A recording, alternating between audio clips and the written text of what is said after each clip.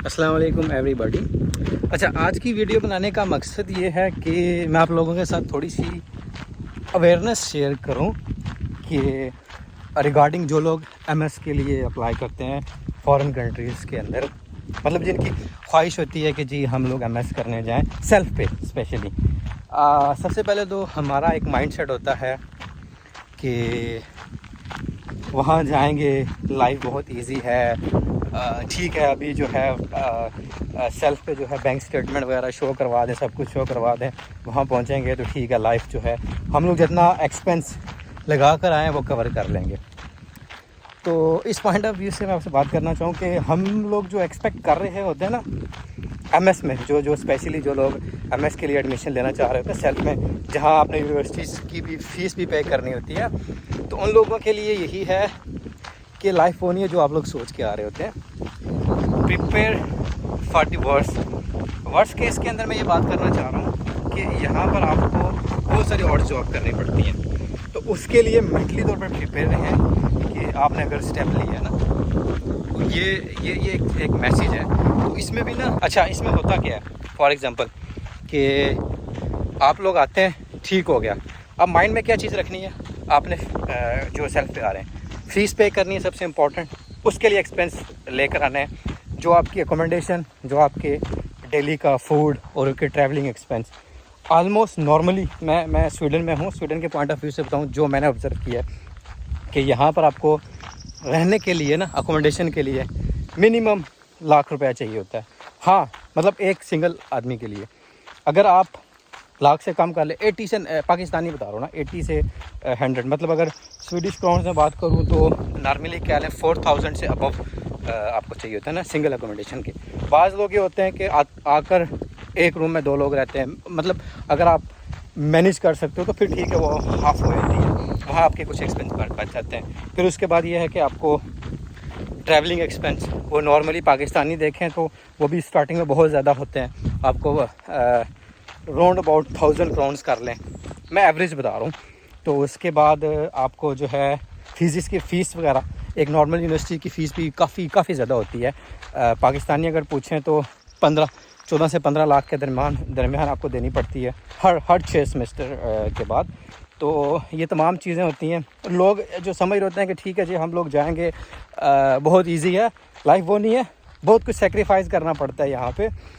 तो बेटर है कि आप इस माइंड को प्रिपेयर करके आएँ, तो ये आपके लिए बेटर रहेगा। अच्छा, अगर आप मेरी सजेशन लें तो मेरी सजेशन उन लोगों के लिए यहाँ पर ये है कि बेटर है कि आप पहले कोशिश करें कि स्कॉलरशिप अवेल करने की कोशिश करें। उसमें आपको सबसे बड़ा बेनिफिट ये है कि आपको फीसेस नहीं देनी पड़ेंगी। फ़ीस जो सबसे बड़ी इशू होती है स्टूडेंट्स के लिए, वो उसको काफ़ी हिट करती है, और उसको पूरा करने के लिए हमारे यहाँ लोग करते क्या हैं, पहली फ़ीस कहीं से अरेंज कर ली, ठीक हो गया, वो कहीं से ले लिए, बैंक स्टेटमेंट शो करवा ली।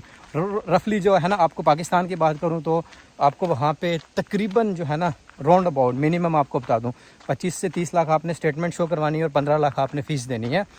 तो 45 से 50 के राउंड अबाउट आप माइंड में रखें। फिर आप यहाँ पर आएँगे, लाइफ वो नहीं होती, फिर आपने स्ट्रगलिंग करनी है, फ़ीसें अरेंज नहीं होती, फिर आपको दूसरी फ़ीस मंगवानी पड़ती है। फिर लोग क्या करते हैं, फिर ये होता है कि फिर कुछ लोगों को स्टडी छोड़नी पड़ती है, फिर उनको वीज़े के इशू आना स्टार्ट हो जाते हैं कि भाई आप स्टडी पर आए थे तो आपने स्टडी कंटिन्यू की नहीं की, तो आप इसका प्रूफ दें। बहुत सारे इश्यूज़ बोलते हैं, मेंटली तौर पर आप जो है ना डिस्टर्ब हो जाते हैं। तो मेरी उन लोगों के लिए सजेशन यही है कि आप कोशिश करें कि स्कॉलरशिप अवेल करने की कोशिश करें। उसमें आपको बेनिफिट या फीसेस नहीं देनी पड़ेंगी, ठीक हो गया, आपको एक नॉर्मल स्कॉलरशिप आ रही होगी, ठीक हो गया, आप इजीली सर्वाइव कर सकते हैं। लेकिन जो खुद के ऊपर आना है अगर सेल्फ पे, तो वो बहुत ज़्यादा मुश्किल हो जाता है ना। तो हमारे यहाँ लोग ये स्टेप तो ले लेते हैं, लेकिन वो समझते हैं बहुत लाइफ इजी होगी, तो ऐसा कुछ भी नहीं है। स्कॉलरशिप के लिए अगर देखा जाए तो स्कॉलरशिप बेटर है, या फिर वो कंट्री टारगेट करें जहाँ आपको यूनिवर्सिटी की फ़ीस ना देनी पड़ जाए ना। बहुत सारी कंट्रीज़ हैं यूरोप में, अगर देखें तो नॉर्वे हो गया, वहाँ पे नहीं है, जर्मनी नहीं है, स्वीडन में आपको ठीक ठाक फ़ीस पे करनी पड़ती है। मैं एज अ खुद सेल्फ तो पीएचडी कर रहा हूँ, मुझे तो फुली फंडेड पीएचडी यहाँ पे एम्प्लॉयमेंट है, मुझे कोई इशू नहीं है। लेकिन उन लोगों को जो मेरे साथ, मैंने इंटरनली उन लोगों को ऑब्ज़र्व किया है जो लोग पाकिस्तान से एमएस पर आए हैं सेल्फ पर, उनके लिए काफ़ी मुश्किल है। उन बेचारों को तो अपनी स्टडी भी काफ़ी क्विट करनी पड़ती है, फिर आपको और जॉब्स करनी पड़ती हैं। जैसे यहाँ पर फूड डिलीवरी की हो गई, आपने जो है कैब वगैरह टैक्सीज वगैरह वो चलानी है, फिर फीसें मैनेज करना, फिर आपने स्टडी करना, तो काफ़ी मुश्किल लाइफ होती है ना यहाँ पे। इसमें स्कॉलरशिप जो होती है ना, उस पर आपको बेनिफिट ये है कि आपने कुछ भी नहीं पे करना, यूनिवर्सिटीज़ को फ़ीस नहीं पे करनी, ठीक हो गया। ये सबसे एक इम्पॉर्टेंट चीज़ है ना। आई थिंक बैंक स्टेटमेंट भी नहीं शो करनी पड़ती, जो एमएस की बात कर रहा हूँ। पीएचडी में तो ऑब्वियसली ये चीज़ें होती नहीं है, तो ये सबसे आपको बहुत बड़ा एज है। और अगर आपको स्कॉलरशिप नहीं मिलती, और अगर आपने डिसाइड कर लिया कि हमने जो है नहीं इसी तरह जाना है एमएस के ऊपर, वहाँ पर जो है हम मैनेज कर लेंगे, तो नॉर्मली मैं आपको बता रहा हूँ कि क्या चीज़ चाहिए होती है ना। प्रोसेस क्या है, स्टार्टिंग में जब आप वहाँ से आएंगे आपको एक बैंक स्टेटमेंट दिखानी पड़ेगी, ठीक हो गया। पहली फ़ीस देनी पड़ेगी जो कि तकरीबन 15 लाख है। यहाँ की बात करूँ तो, स्वीडन की बात करूँ तो राउंड अबाउट 72,000 करोड़ से लेकर 75 के राउंड अबाउट है। और उसके साथ साथ आपने बैंक स्टेटमेंट दिखानी है 25 से 30 लाख, ये तमाम चीज़ें। जब आप यहाँ पर मूव करके आएंगे तो ऑब्वियसली 6 माह पता ही नहीं लगते गुजरते हुए। आप नेक्स्ट फीस कैसे मैनेज करेंगे, यहाँ की अकोमोडेशन, ये तमाम चीज़ें जो है ना, काफ़ी मुश्किल काम है। तो सेक्रीफाइस करना पड़ेगा अगर जो लोग डिसाइड करें कि हमने आना ही होता है ना। बाज़ बहुत हमारे यहाँ यही कॉन्सेप्ट होता है कि हमने बस जाना है, हम ये नहीं देख रहे होते कि इसके प्रो एंड कॉन्स क्या हैं, बस जाना है, वहाँ जाएंगे तो देखा जाएगा। लेकिन जब आप यहाँ पहुँचते तब आपको रियलाइज़ होता है कि भाई हम तो आए थे, पैसे फ़लानी जगह से लिए, यहाँ से पकड़े, ये तो काफ़ी टफ़ हो गया काम, काफ़ी मुश्किल है। 2 साल आपको बहुत ज़्यादा सेक्रीफाइस करना पड़ता है। हाँ, आफ्टर 2 साल आपको इजीली जॉब्स मिल जाएंगी, अच्छी सैलरीज पैकेजेस होंगे, लेकिन 2 साल आपने मेंटली ये चीज़ माइंड में लेकर आनी है कि हमें 2 साल इतना सेक्रीफाइस करना पड़ेगा कि हमारे ऊपर बहुत बुरे वक्त आने वाले हैं। खाना आपने खुद पकाना है, ठीक हो गया। वो लाइफ नहीं मिलती जो आपको घर में मिलेगी। एक वक्त आता है कि आप कहते हो कि बस मैं वापस चला जाऊँ तो ज़्यादा बेटर था। अच्छा, एक नए जो स्टूडेंट के लिए मेरी सजेशन यही है कि पहले कोशिश करें, उन कंट्रीज़ को टारगेट करें। अगर आपने एमएस स्टडीज़ के लिए अब्रॉड आना है, पहले उन कंट्रीज़ को टारगेट करें जहां फ़ीस का कॉन्सेप्ट बहुत हो ही ना या बहुत कम हो। जैसे मेरे नॉलेज में है, उसके अकॉर्डिंग तो 2 कंट्रीज़ ऐसी हैं जिनको मैं अच्छे से जानता हूँ। नॉर्वे हो गया और दूसरी है जर्मनी, जहाँ पर आपको एमएस की फ़ीस नहीं देनी पड़ती। इंटरनली क्या प्रोसेस है इसका मुझे आइडिया नहीं है, लेकिन जो सबसे इम्पॉर्टेंट चीज़ है फ़ीस इंसान को यहाँ पर ना, स्टूडेंट्स को स्पेशली काफ़ी ज़्यादा हिट करती है कि आपने फ़ीसें पे करनी है। वो बहुत ज़्यादा जो है ना, काफ़ी एक मुश्किल काम होता है ना। जैसे स्वीडन में मैंने आपको बताया, आपका यूके ले लें, वहाँ पर भी यही कुछ है। फर्दर अदर कंट्रीज़ हो गई। हाँ, इटली के अंदर है कुछ स्कॉलरशिप, अगर आप एमएस पे ले लें, स्टाइपेंड थोड़ा कम होता है लेकिन रीज़नेबल होता है, आप इजीली सर्वाइव कर सकते हैं। इटली की अच्छी अगर आपको स्टाइपेंड मिलता है तो बेटर है स्कॉलरशिप के ऊपर ना। और उसके अलावा आप और कंट्रीज़ भी देख लें जहां आपको फ़ीस ना देनी पड़े ना, वो सबसे इम्पॉर्टेंट है। अब स्टूडेंट तो जब हम होते हैं अपनी कंट्रीज़ में, वहाँ तो बस यही होता है, बस वहाँ जाएंगे, लाइफ बड़ी ईजी होगी, बस जाते साथ ही हमारा ये होगा। मैं बार बार ये बात इसलिए रिपीट कर रहा हूँ कि हमें वो चीज़ नहीं पता होती। आप डिफरेंट कंसल्टेंट के पास जाते हैं तो वो भी आपको अच्छे से गाइड नहीं करेंगे। उनकी भी गाइडेंस ये होती है कि ठीक है आप जाएंगे, पार्ट टाइम जॉब करेंगे, ये होगा वो होगा। पार्ट टाइम जॉब आप पाकिस्तान में करके देख लें, आप एक होटल्स के अंदर जाके बर्तन धोकर देख लें, आप जो है वहाँ पर जो है ना टैक्सी ड्राइविंग करके टैक्सी चला कर देख लें, फूड डिलीवरी देख लें, और उसके साथ स्टडी करके देख लें। चले वहाँ तो स्टडी ईजी है ना, ठीक है, आपको घर जाएंगे खाना बना बनाया मिल जाएगा, सिर्फ आपने फूड डिलीवरी करनी है। यहाँ पर आकर आपने फूड डिलीवरी करनी है या जो भी और जॉब करनी है, उसके बाद आपके खाना अपना बनाना है, मार्केट से अपनी चीज़ें लेकर आनी है, तो बहुत टफ लाइफ हो जाती है। आप सोच नहीं सकते कि कितना मुश्किल जो होता है ना 2 माह के लिए, 2 साल के लिए जो डिग्री पे आते हैं, तो उनके लिए काफ़ी जो है ना मुश्किल हो जाता है। तो इन तमाम चीज़ों को आप जो है ना पहले से प्रिपेयर करके आएँ कि जी हम अगर जा रहे हैं तो हमें इन चीज़ों का नॉलेज है, हम अगर ये चीज़ कर सकते हैं तो ठीक है, फिर आप डिसीजन लें, सेल्फ पे ले लें। सेल्फ पे यह है कि फिर आपने, इसमें ये चीज़ कह रहा हूँ कि जॉब के ऊपर और जॉब भी, बाज़ लोग 2 तो जॉब्स कर रहे होते हैं कि रात को जो है अखबार फेंकना और दिन को जो है आप फूड डिलीवरी वाली जॉब कर लो, ताकि हमारे मैनेजमेंट चीज़ें फीस मैनेज हो जाए, तो वहाँ जाकर फिर वो लोग अपने जो है ना एक्सपेंस को कह लें कि कुछ हद तक कंट्रोल करते हैं, मतलब उसको बियर कर लेते हैं। बाकी फिर भी उन्हें कुछ हाफ फीस पाकिस्तान से या अपने पेरेंट्स से मंगवानी पड़ती है। ये सबसे बड़ा ड्रॉबैक है ना, जो लोग सेल्फ पे आते हैं ना, क्योंकि मैंने इन चीज़ों को यहाँ आकर इंटरनली देखा है ना। मैं तो खुद तो बेसिकली PhD पे आया हूँ, मुझे तो सैलरी मिल रही है, मुझे ये चीज़ नहीं फील होती। लेकिन जो लोग सेल्फ पे आए हैं उनको मैं इंटरनली समझ रहा होता हूँ कि ना, हमारे यहाँ कॉन्सेप्ट ये होता है किसी से पकड़ लिए पैसे, ये वो करके हम लोग निकल आए। बाज़ तो बहुत सारे इवन फैमिली वाले लोग भी मूव कर आते हैं, तो चीज़ों को मैनेज करना बहुत मुश्किल है। हाँ, अगर आप ये चीज़ कर लेते हैं, 2 साल बाद जब आपकी डिग्री हो जाती है, उस 2 साल के बाद आपके पास कि आप जो है ना एक अच्छी जॉब आपको मिल सकती है। जॉब्स नो डाउट जॉब्स हैं, ठीक हो गया, लोग कमा भी रहे हैं, यहाँ पर बहुत कुछ है। लेकिन उसका यही है कि आपको उससे पहले यही होता है कि डिग्री पर आपको फोकस करना पड़ेगा। हमारे यहाँ लोग नहीं कर पाते, ठीक हो गया, बड़ा मुश्किल होता है। ये तमाम चीज़ें जो है ना आपने माइंड में रखनी है।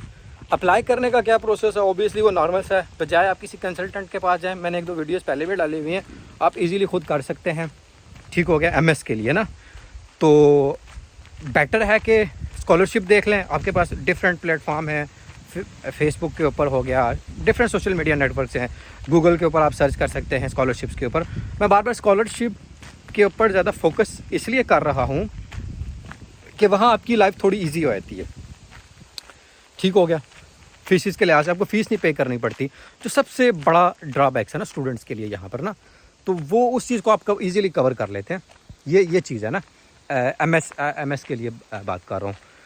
रही बात PhD की, तो वो ऑब्वियसली एक अलग वीडियो में मैं डिसाइड करूँगा, बताऊँगा। लेकिन उन लोगों के लिए भी एक और सजेशन है जो लोग ऑलरेडी MS कर चुके हैं और वो कह रहे हैं कि जी हमने दोबारा से MS करना है, बाहर जाना है, तो वो लोग पहले कोशिश करें कि PhD के लिए अप्लाई करें। PhD मिल जाए तो ज़्यादा बेटर है ना, कि आपको फुली फंडेड स्कॉलरशिप मिल जाती है। आप लोग उसके ऊपर जो है जाते हैं, पैसे आपको मिल रहे होते हैं, आपको लिए वो चीज़ नहीं होती, आपको फ़ीस वगैरह का इतना बड़ा इशू नहीं होता, फ़ीस भी नहीं आपको यूनिवर्सिटी को पे करनी होती, वो तो एक बहुत अच्छी चीज़ है। लेकिन जो लोग MS पे आना चाह रहे हैं उनके लिए यही सजेशन थी। तो फिर भी अगर कोई चीज़ रहती हो, या अगर मैं इस वीडियो में बताना नहीं चाह रहा, मेरा मेन ऑब्जेक्टिव इस वीडियो का यही था कि मैं आपको अवेयर करूँ इन तमाम चीज़ों से ना, जो मैंने यहाँ पर आकर चीज़ें देखी हैं और स्टूडेंट्स को जो मैंने एनालाइज़ किया है कि ना उनको सबसे बड़ी क्या प्रॉब्लम्स आती है। तो फिर भी अगर आपको कोई क्वेश्चन है इससे रेलिवेंट, और आप ये समझते हैं कि आप ने जो है डिसाइड किया कि आना है, फिर भी जो है कुछ मैं वीडियो में बताना बोल गया, तो आप मुझे जो है ना कमेंट्स के अंदर मेंशन कर सकते हैं, मैं इंशाल्लाह आपको उसका आंसर दूंगा। लेकिन ये है कि जो लोग आना चाह रहे हैं, मैं उन्हें बिल्कुल भी डीमोटिवेट नहीं कर रहा। ऑब्वियसली फ्यूचर है, फ्यूचर ऐसा है कि जब आपको डिग्री पे फोकस करते हैं, 2 साल आप किसी तरह से भी अपने जो है ना पूरे कर लें, कह लें कि 2 साल जो है ना आपको सेक्रीफाइस करना पड़ेगा, उसके बाद लाइफ सेटल है। लेकिन वो 2 साल जो है ना आप अपने माइंड में रखें, 2 इयर्स का जो आपका ड्यूरेशन है काफ़ी टफ होने वाला है आपके ऊपर ना, MS पे जो सेल्फ पे आ रहे हैं, क्योंकि हम लोग मोस्टली वही एक पैसे लेकर आते हैं और जो है ना यहाँ पर आकर हमें और जॉब भी करनी होती है। फिर भी आपकी सजेशन ये है जो मैं वे आपको बताना चाह रहा हूँ ना, अगर आप इसको फॉलो करें तो शायद बेटर रहेगा। लास्ट में जो मैं आपको मैसेज देना चाह रहा हूँ, मेरा मैसेज यही है आप लोगों के लिए कि पहले तो आप स्कॉलरशिप के लिए डिफरेंट प्लेटफॉर्म पे अप्लाई करें, मीनवाइल आप सेल्फ के लिए भी अप्लाई करते रहें, खुद से करें, किसी कंसल्टेंट के पास ना जाएं। अगर आपकी स्कॉलरशिप लग जाती है, स्कॉलरशिप के लिए डिफरेंट कंट्रीज़ चूज़ कर लें यूरोप की ना, जहाँ आपने करना है, स्कॉलरशिप के लिए करें। मीनवाइल जो है आप जो सेल्फ के ऊपर भी अप्लाई करें। अगर स्कॉलरशिप हो जाए तो बेटर है, या सेकेंडली, या फिर स्कॉलरशिप नहीं तो जर्मनी और नॉर्वे और इस तरह की कंट्रीज़ जहाँ फ़ीस का कॉन्सेप्ट कम है या फ़ीस नहीं है, उन कंट्रीज़ को प्रायोरिटीज़ दें, वहाँ पर अप्लाई करें, ठीक हो गया। अगर वहाँ पर हो जाए ना तो वेल एंड गुड, वो आपको जो है ना एक चीज़ आपको सेव हो जाएगी ना, आपका क्या लें कि फ़ीस का कॉन्सेप्ट सेव हो जाएगा। जैसे स्वीडन में है, यहाँ पर MS की फ़ीस ही इतनी ज़्यादा है कि अगर आप बैंक स्टेटमेंट शो करवाते हो, ऑब्वियसली आपको वीज़ा भी मिल जाएगा, सब कुछ इजीली मिल जाता है। बट प्रॉब्लम यही है कि जहाँ ज़्यादा पैसा ले रहे हैं, ऑब्वियसली हर कोई अप्लाई नहीं करता, तो वहाँ ईजिली चांसेस होते हैं। अब जहाँ फीसिस नहीं होंगी या मतलब आपने फ़ीस नहीं पे करनी यूनिवर्सिटी की, वहाँ पर आपका कंपटीशन बहुत ज़्यादा होता है ना। तो वहाँ कोशिश करें, अगर वहाँ हो जाए तो बहुत बेटर है। मीनवाइल अगर आपने डिसाइड कर लिया आना है तो मीनवाइल इन कंट्रीज़ को अप्लाई करें ना, जैसे स्वीडन में हो गया, कहीं भी ना आप अप्लाई करें, जहाँ आपका हो जाए वो सबसे बेटर है, जहाँ मीन्स के स्कॉलरशिप पे हो जाए। फिर अगर आपने आना है स्कॉलरशिप पे नहीं होता, फिर आपने इस पर आना है, तो फिर यहाँ आपको आकर स्ट्रगल करनी पड़ेगी। स्ट्रगल करने के बाद फिर जाके 2-3 साल बाद आपकी लाइफ थोड़ी सी कह लें सेटलमेंट होगी, कि जैसे हम लोग वहाँ से सोच के आ रहे होते हैं कि भाई वहाँ जाएंगे इजीली पीआर मिल जाएगी, 1-2 साल बाद ये होगा वो होगा, ऐसा कोई कॉन्सेप्ट नहीं होता।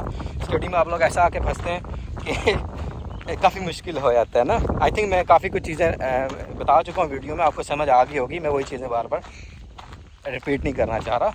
सो देखने के लिए शुक्रिया, और कोई भी क्वेश्चन हो तो ऑब्वियसली आप पूछ सकते हैं, मैं जल्द से जल्द आपको उसका आंसर कर दूँगा। बाय।